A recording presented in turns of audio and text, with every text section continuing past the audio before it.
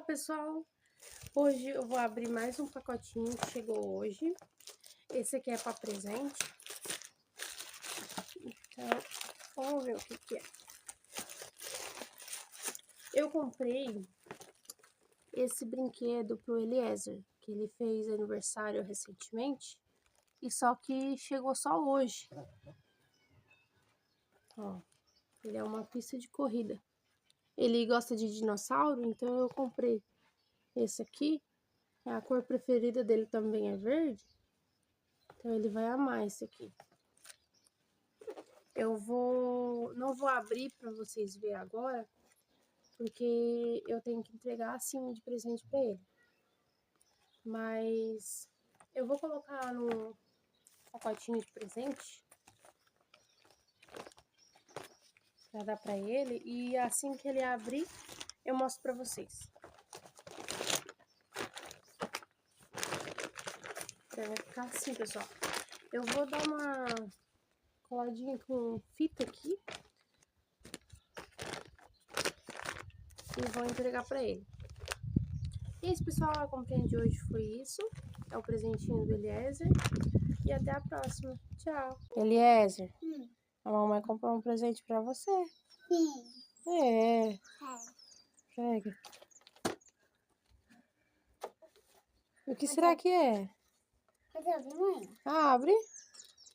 Onde você abre? Rasga? Quer rasgar? Rasga.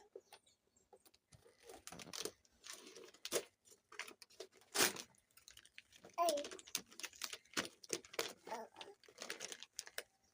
Ai, ai, ai, ai, ai. Ai.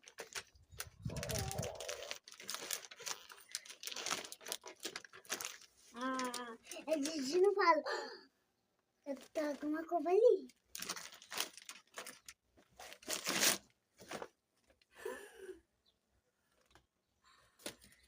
O teu carrinho. De não falo. Gostou? Gostei, de não falo. E o que é isso aí? É de não falo com um colefão de carrinho ali. Tem avião aqui, tem carrinho aqui e tem pita. Quer abrir? Quero. Vamos montar? Senta no chão. Abre e mostra aqui, tá?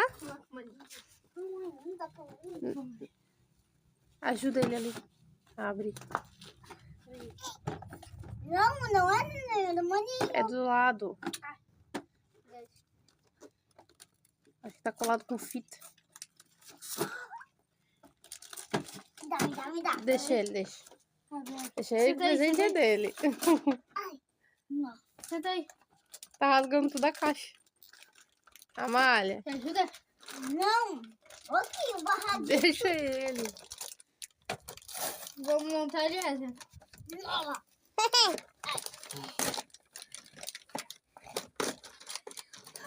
Rasgou tudo a caixa.